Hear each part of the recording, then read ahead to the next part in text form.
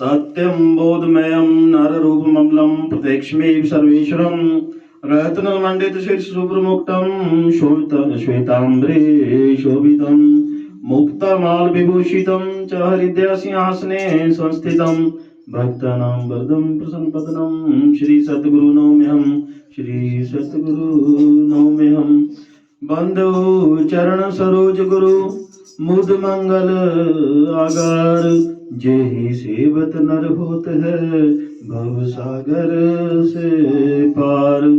मैं अपराधी जन्म का नख शिख भरा विकार, तुम दाता दुख भंजना मेरा करो उद्धार।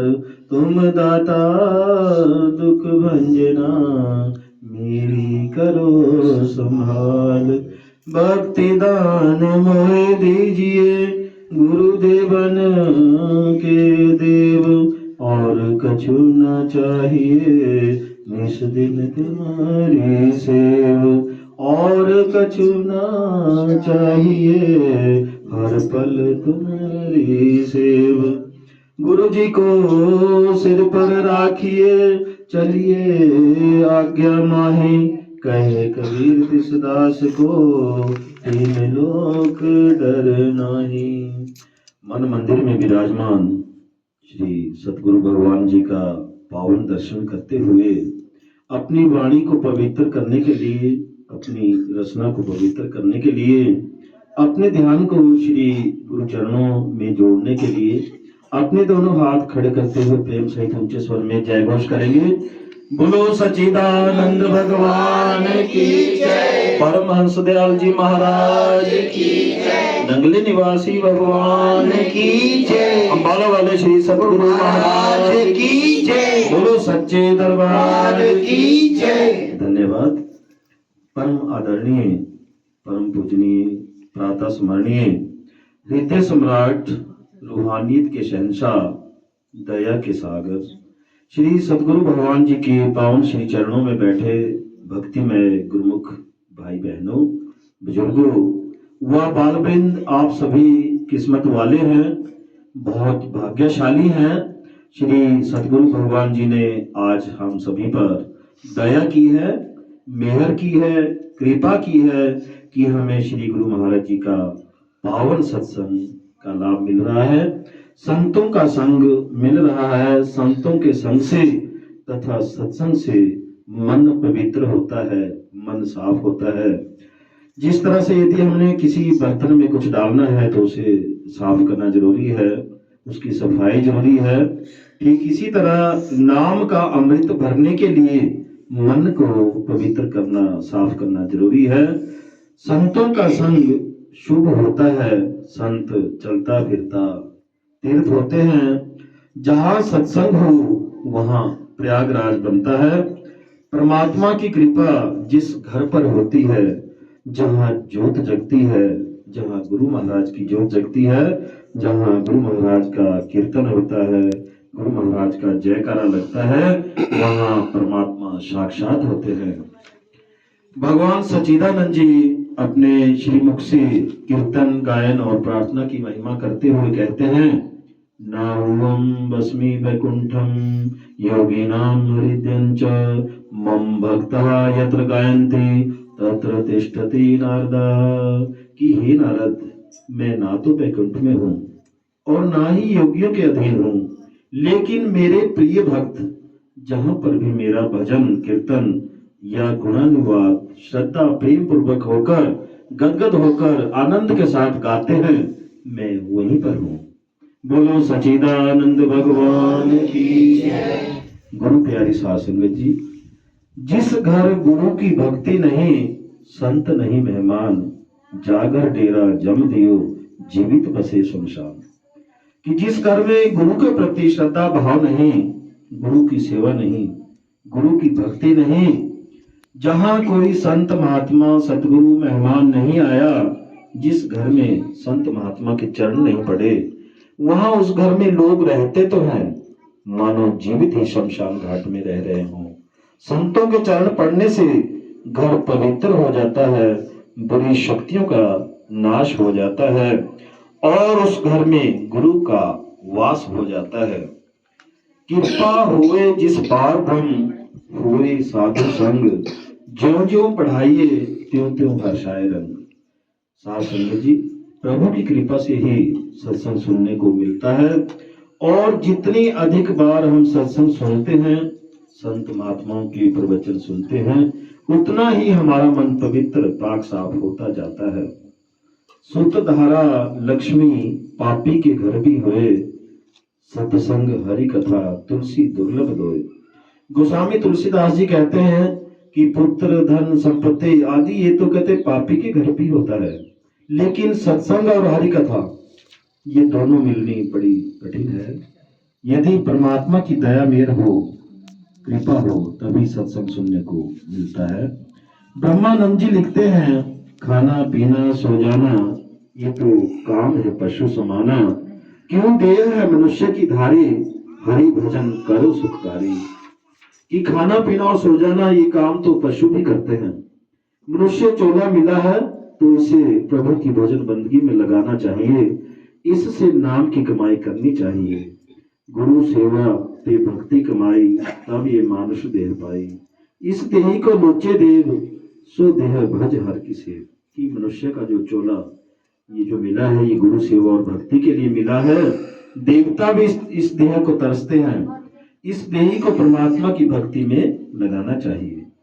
मात पिता सुत मीत न भाई, मन वहां नाम संग सहाय। कि अंत समय जब मनुष्य इस चोले को छोड़कर जाता है, और जब यम के दूत लेने आते हैं, तो माता पिता परिवार कुटुंब बेटा मित्र भाई सभी रोने के सिवाय कुछ नहीं कर पाते। उस समय कोई भी हमारी मदद नहीं कर पाता, केवल नाम की कमाई ही हमारे साथ जाती है। कलयुग केवल नाम आधारा, सिमर सिमर नर उतरे पारा। कि कलयुग में भगवत प्राप्ति का सबसे उत्तम साधन नाम का कीर्तन है, नाम की कमाई है। हर जीव मोह निद्रा में सोया हुआ है, जीव को निज देश जाने की प्रेरणा सत्संग में ही मिलती है। कबीर संगत साध की, साईं आवे याद, वही घड़ी सुलक्षणी, बाकी घड़ी बर्बाद। कि हम सभी सत्संग में आए हैं, ये बड़ी सुलक्षणी घड़ियां हैं कि हमें परमात्मा का स्मरण हो रहा है। बाकी घड़ियां तो हमने ऐसे ही बर्बाद कर दी, बेकार में ही अपनी श्वासों की जो पूंजी है उसको नष्ट कर दिया। एक घड़ी आधी से पुनाद, तुलसी संगत साध की कटे कोटि अपराध। एक घड़ी जो 24 मिनट की होती है, आधी घड़ी 12 मिनट की होती है, और आधी से पुनाद 6 मिनट की होती है। तो 6 मिनट ही सही सत्संग में आने से मनुष्य के करोड़ों अपराध कट जाते हैं, करोड़ों पाप कट जाते हैं। जो पूर्व जन्म के पिछले कई जन्मों के संचित कर्मों के पापों का जो बोझ है वो हल्का हो जाता है, कम हो जाता है, और हमारे जीवन में परिवर्तन आता है। तो तीर्थ गए एक फल, संत मिले फल चार, सतगुरु मिले अनंत फल, कहे कि मेरे विचार। कबीर साहब ने कहा है कि तीर्थ व्रत करने से एक फल मिलता है, संतों की शरण में जाने से 4 गुना फल मिलता है, और यदि पूर्ण सतगुरु मिल जाए तो अनंत फल प्राप्त होते हैं। तीर्थ व्रत जप तप पूजा पाठ इनका फल तो मिलता है, लेकिन मुक्ति नहीं मिलती। कहे नानक प्रभु यह जनाई, गुरु बिन मुक्ति ना पाइए भाई। मत कोई भरम बोले संसारा, गुरु बिन कोई ना उतरे पारा। गुरु नानक जी की वाणी में कहा गया है कि गुरु ही मुक्ति का दाता है, गुरु ही भवसागर से पार कराता है। इसमें किसी को भी कोई भ्रम नहीं रहना चाहिए, कोई संशय नहीं होना चाहिए। सतगुरु ही आत्मा को परमात्मा से मिलाते हैं। बोलो सच्चिदानंद भगवान की जय। गुरु प्यारे साध संगत जी, संत महात्मा सतगुरु हमें अपने अनुभव से समझाते हैं कि जब तक हमारी आत्मा परमात्मा से मिलाप नहीं करती, हम कभी सुख और शांति प्राप्त नहीं कर सकते। संसार की धन दौलत और पदार्थों में से भी हम तब तक ही सुख शांति प्राप्त कर सकते हैं जब तक हमारा ख्याल मालिक की भक्ति की ओर है।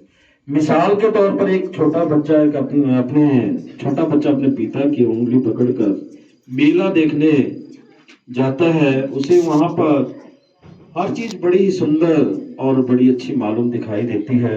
कहीं बिजलियां चमक रही है, कहीं तरह तरह के खेल हो रहे हैं, कहीं उसके खिलौने रखे हुए हैं, खिलौने सजे हुए हैं, मिठाइयों की दुकानें सजी हुई है।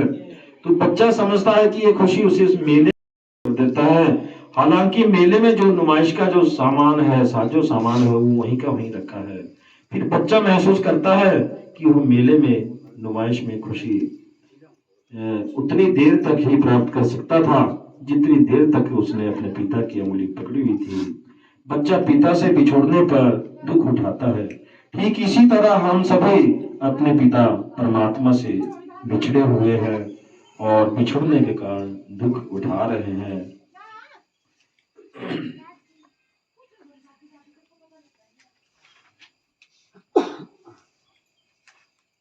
तो ज्यादा लंबा सत्संग नहीं करेंगे, तो थोड़ा सा मैं कर्म सिद्धांत के बारे में बता दूं। तो कर्म सिद्धांत में कहा गया है कि पहले बनी प्रारब्ध, पाछे बना शरीर। कर्म सिद्धांत में कहा गया कि हम उस मालिक से बिछुड़कर इस माया के जाल में उलझे हुए हैं। यहाँ आकर हमारी आत्मा ने मन का साथ ले लिया है। हमारा जो मन है वो इंद्रियों के भोगों, विषय विकारों, शराबों कबाबों, दुनिया के धंधों का आशिक है। मन जो भी कर्म करता है उसका नतीजा साथ साथ आत्मा को भी भुगतना पड़ता है, क्योंकि मन और आत्मा की गांठ बंधी हुई है। इसलिए ऋषि मुनियों ने इस दुनिया को कर्म भूमि कहा है। मोहम्मद साहिब ने इसे आखिरत की खेती अर्थात परलोक की खेती कहा है। गोस्वामी तुलसीदास जी रामचरितमानस में कहते हैं, लिखते हैं, कर्म प्रधान विश्व करी राखा, जो जस करे सो तस फल चाखा। गुरु नानक साहिब फरमाते हैं, दोष ना देव किसे, दोष कर्मा अपने, जो मैं किया सो मैं पाया, दोष ना दीजिए अवर जना। गुरु अर्जन देव जी इसको कर्म संदड़ा खेतु कहकर बयान करते हैं। इस दुनिया में आकर हम जो जो कर्म करते हैं, अच्छे हो बुरे हो, उन सब का नतीजा भुगतने के लिए देह के बंधनों में आना पड़ता है। हजरत ईसा ने फरमाया है कि मनुष्य जो भी कुछ बोता है वही काटेगा। अगर हम खेत में मिर्च बोते हैं तो मिर्च की फसल ही इकट्ठी करने जाएंगे। अगर कोई आम का पौधा लगाता है तो आम के फल खाने का हकदार होता है। सहजू बाई कहती है, पशु पंछी नर सुर असुर जलचर कीट पतंग, सब उत्पत्ति कर्म की सहजो नाना रंग। कि क्या राजा, क्या प्रजा, क्या अमीर, क्या गरीब, औरत आदमी, हम सब दुनिया के जीव कर्मों के जाल में फंसे हुए हैं। इन कर्मों के कारण जिस जामे में जाकर जन्म लेना पड़ता है उसमें बैठकर दुख ही दुख, मुसीबतें ही मुसीबतें सहनी पड़ती है। उस मालिक से बिछुड़कर किसी भी योनि में हम कभी सुख और शांति प्राप्त नहीं कर सकते। अपने परम पिता परमात्मा से मिलने पर ही आत्मा पूर्ण आनंद का अनुभव करती है। बोलो सच्चिदानंद भगवान की जय। गुरु प्यारी साध संगत जी, कर्म सिद्धांत में 3 प्रकार के कर्म बताए गए हैं। एक संचित कर्म, दूसरा प्रारब्ध कर्म, तीसरा क्रियामान कर्म। संचित कर्म वे हैं जो पिछले कई जन्मों पे इकट्ठे हुए कर्मों का भंडार है, हमारा भारी बस्ता है। ये केवल भक्ति से ही नष्ट होते हैं। कबीर साखी संग्रह पृष्ठ 84 पर लिखा है, जब ही नाम हृदय धरा भया पाप का नाश, मानो जिंदगी आग की पड़ी पुरानी घास। कबीर साहिब कहते हैं कि जिस प्रकार सूखी घास के ढेर को एक चिंगारी राख कर देती है, उसी प्रकार नाम का एक रत्ती, ये नाम का एक अणु से सारे कर्मों का नाश हो जाता है। प्रारब्ध कर्म संचित कर्मों में से कुछ कर्म इस चोले में भुगतान के लिए दिए जाते हैं। इसे तकदीर या भाग्य कर्म भी कहते हैं। जो प्रारब्ध कर्म है ये केवल भुगतने से ही नष्ट होते हैं। तेरा भाना मीठा लागे के रुपये से कर्मों की मैल उतर जाती है और बंधन टूट जाते हैं। तीसरा है क्रियामान कर्म। क्रियामान कर्म ये जो अभी हम कर्म कर रहे हैं, वर्तमान में जो भी हम कर्म करते हैं, अच्छे बुरे मन से, वचन से, कर्म से किसी का भी बुरा नहीं करना चाहिए। और वे नए कर्म जो अभी हम कर रहे हैं जिनका भुगतान हम भविष्य में करेंगे, इन्हें निष्फल किया जा सकता है। बुरे कर्म बिल्कुल नहीं करने चाहिए और अच्छे कर्म निष्काम भाव से करो, बिना फल की इच्छा से करो, परमात्मा की भक्ति से, नाम की कमाई से मृत्यु का भय नहीं रहता। तो भाग्य के कारण, पूर्व कर्मों के कारण ही कयादू की शादी जो है, कयादू जो एक नारायण भक्त थी, उसका विवाह जो है वो राक्षस हिरण्यकश्यप जो राक्षस था उसी से हुआ। और कर्मों के लेख के कारण ही प्रभु श्री रामचंद्र जी जो 14 कला लेकर आए थे, विष्णु का अवतार थे, उन्होंने छिपकर बाली का वध किया था। तो फिर द्वापर युग में उनको श्री कृष्ण के रूप में अवतार लेकर आना पड़ा और उस कर्म का भुगतान करना पड़ा। और इसी तरह से धृतराष्ट्र ने 107 जन्म पहले गिरगिट की आंखें फोड़ी थी, इसलिए वो अंधे पैदा हुए। ये सभी कर्मों का नतीजा था। भाग्य लेख के कारण, कर्मों के कारण इनको ये भुगतान करना पड़ा। बोलो सच्चिदानंद भगवान की जय, बोलो श्री गुरु महाराज की जय। तो एक भजन बोलता हूँ पहाड़ी, और फिर अगर कोई और भजन बोलना चाहता है तो बोल सकते हैं।